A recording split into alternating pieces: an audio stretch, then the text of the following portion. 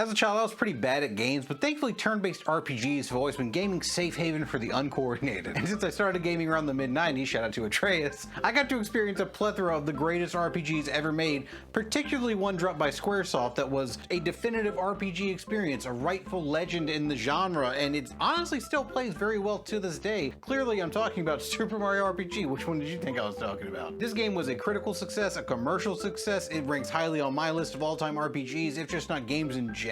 It's funny, it looks great, especially considering the console, and the interactive turn-based combat just offered more than its peers at the time. That's really what hooked me. I just loved playing it, and I'll probably play it a few more times before I'm dead. And after all that high praise, you probably assume I've played the game's spiritual successor, Paper Mario.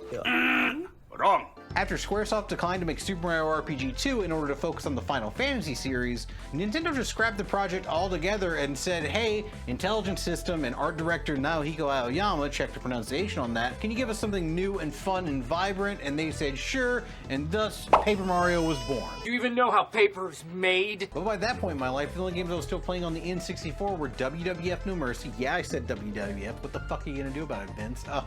Tony Hawk's Pro Skater, because they had the blue cartridge and I love listening to Superman, and Pokemon Stadium 2, because those minigames are so fucking addictive. I just never went back to this, and the only interaction I've had with the series thus far was playing Sticker Star on my 3DS for about 2 hours before I realized this is not, no thank you, not a great first impression. However, I've been playing a ton of games lately, so I decided it's time to just put aside the petty differences. I wanted a little turn-based action, so I downloaded the Nintendo Switch Online expansion to play the game and see if this little plumber could teach me a thing or two. Folks, it's time to see if Paper Mario is at the head of the class or if he goes in the trash. This is nostalgia or not. RPGs have a tendency to age a little poorly, but that's mainly due to things like pacing and rate of gameplay, because Final Fantasy games are routinely 30 plus hours, and that's padded out by a lot of random encounters, and I hate random encounters at this point. I just don't have the patience for them.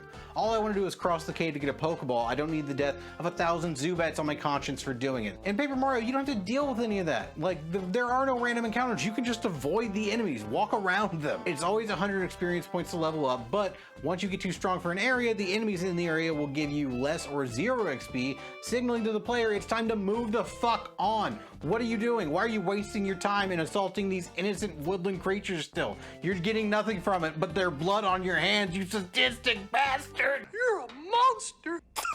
The game adds some basic platforming, and I mean very basic. Like, I wish there was more in-depth platforming in this game, but also, you know, how much can you criticize the game for not doing right? You know what I mean? Like, do you criticize Final Fantasy VII for the cars not being as fun to drive as the ones in Gran Turismo? A game can't do everything. Mario gets like 7 companions to assist him with various environmental puzzles, and I love that they're all races that were typically his enemies in the past, though you can see that they were still clearly harboring some of that enemy ill will towards the Cheep Cheep when they named it Sushi. That's pretty fucked up. That's racist and a little bit rude. The battle system itself is pretty simple. It's turn-based combat with time button presses for critical hits, same as Super Mario RPG, and that still works. It makes grinding your levels feel a little more engaging, a little less tedious. That's really all I need in turn-based. However, the thing that makes the battle system a little interesting is the rock, paper, scissors mechanic with your allies, because Mario can only battle with one ally and they all have their own particular advantages and disadvantages against the various enemies in the game. Poor little Goombario can't jump on these spiky-headed enemies. He'll hurt his noggin, and I can't have that. He's a key member of the team because he's a good nerd who did all his research. All right, he can tell me everybody's strengths and weaknesses so I can more efficiently bust that ass. And that is teamwork making the dream work if I've ever heard it. I love that little guy. Did we just become best friends? Yep! The story is simple and coherent compared to a lot of RPGs. Looking at you, Kingdom Hearts, you're a fucking embarrassment. Bowser steals the Star Rock, kidnaps Princess Peach, Mario's gotta save the Star Spirits to get her back. Bing, bang, boom. You know I love the simplicity. But what makes the game story actually engaging is the characters and the humor. There are really well-written jokes here for pretty much every character. You're gonna have a couple good laughs, and there are good visual gags in this, and the paper animation just elevates that cartoonish and playful tone of the game to the next level. It's synergistic game design, and I love that. Will you stop using those big words? My one big complaint for the game is that the general paperness of it is just an aesthetic choice. It's not implemented in any creative way really into the gameplay or game design. Like, a lot of this is just aesthetically pleasing, and that's nice and everything, but when you make a strange choice like this, I expect it to be implemented in strange and interesting ways in the game design or the gameplay, and there's not a lot in the way of that. There's no interesting movement or battle mechanics that deal with Mario being paper in a fun and interesting way, and that just seems like a missed opportunity. The game's visuals overall do hold up nicely, like the environments and the worlds are distinct, the characters look good, and A lot of the 64 games have that 3D polygonal structure, you know, the Lara Croft triangle titties. We got this shit going on. The paper aesthetic has definitely helped this become a little more ageless and look a little timeless as it ages, as opposed to other games where you just look back and say, you ugly as fuck. I am an ugly boy. So to answer the question, is Paper Mario nostalgia or not? I'd say not. For a game that came out the same year Destiny's Child asked us to say their name and Hugh Jackman started playing Wolverine, this game has aged remarkably well.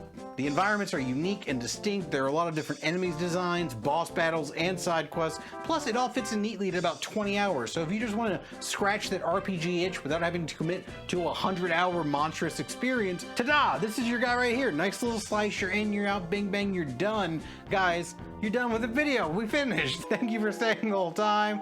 Like, share, subscribe, follow on the socials, blah, blah, blah. My roommate's got me Resident Evil 4 for my birthday, so I'm probably going to play that. Maybe make a little review or something. Who knows? But who cares about that? Take care of those sweet baby angel butts, and I'll see you back here next time. Bye. Get out. Skedaddle. Go.